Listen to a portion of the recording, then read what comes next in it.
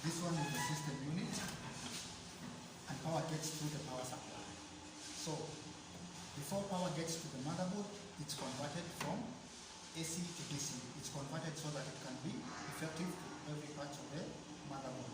So motherboard cannot work with alternating current, so power must be converted. Then again, power gets to the motherboard using this cable here. These are 6 pin. It gets to the motherboard. It's the main cable.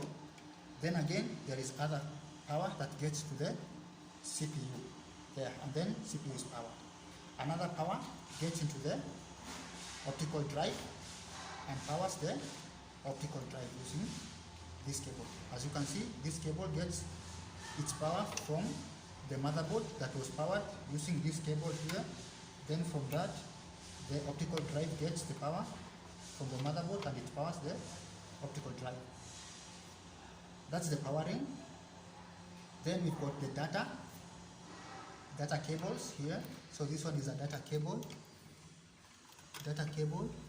of the optical of the hard disk. So the hard disk has got the data cable that takes data to the motherboard. Again, also the hard disk is powered from the power supply, and here is the power cable for the hard disk. So every component of a motherboard must be powered for it to function. So here is the hard disk. So the hard disk is the primary storage of all the data. So without the hard disk, then you cannot have a place to store your data. So that's the work that hard disk does. It stores data. Then here we've got the RAM, random access memory. So this one is a chip.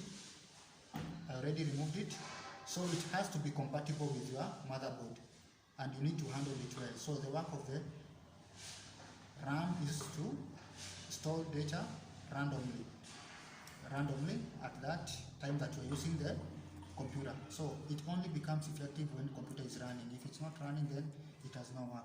So in this case, we've got 2 GB RAM, as you can see, and here we've got 4 slots. So if you want to upgrade your computer, then you can add more RAM chips, or even you can decide to have one but with more gigabytes. For example, you can have 16 GB RAM other than having 4 RAM slots. With all 4 RAMs, you can just use one. Then you need to handle it with care, put it well, and make sure that you don't get into contact with these surfaces here, because you may interfere with the memory. Again, here we've got the heat sink. So the heat sink lies on top of the CPU. It helps in the cooling of the CPU. So CPU is under the heat sink. CPU is under there, and the work of the CPU is to process information. It's like the brain of a computer. It processes information. So it's on top there so that it can help in the cooling, and here at the side we've got the fan. So the fan blows the heatsink, and the heatsink conducts heat away from the CPU. So without this fan, then we cannot have the cooling, because the heatsink cannot just cool by itself. So it needs the fan. As you can see, the fan has been powered from the motherboard. So this is the power cable for the fan.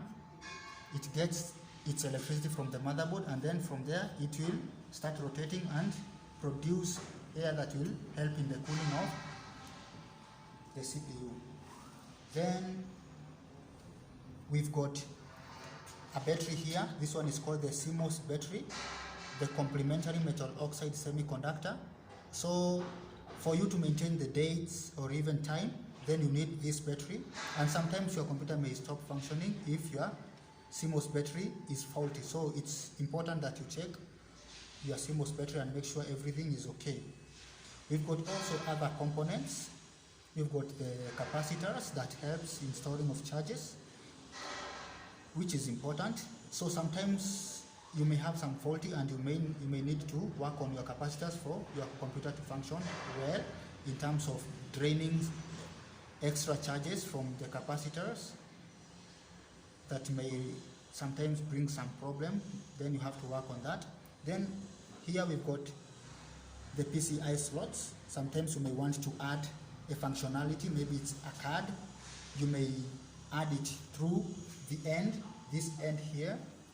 You may open up there, then add your expansion slot. Maybe it's a video card, you may add it there to add the functionality there. And other ports are there, expansion slots that you can actually use for that case. Here also we've got these extensions, these parts here, these slots. So these slots are arranged in number 0 to 3. So these ones are used to, these ones are used for hard disks or even the SATA cables that can be connected there. And based on the speed, 0 is speed high, followed by others. So for the hard disk is connected to 0, to this slot 0, then 1, 2, 3. For example, the optical drive can go to position 2 because it doesn't require more processing than the hard disk. So with the hard disk, you can take it to 0. So that's the arrangement, and it's important for one to understand that arrangement. So on the other side, on the front side, we've got the USB ports, the power button, we've got the microphone port, and we've got the audio port. So this one is used for attaching a microphone, and this one is used for attaching earphone if you want to listen to music and such things. So those are the basic components of a motherboard.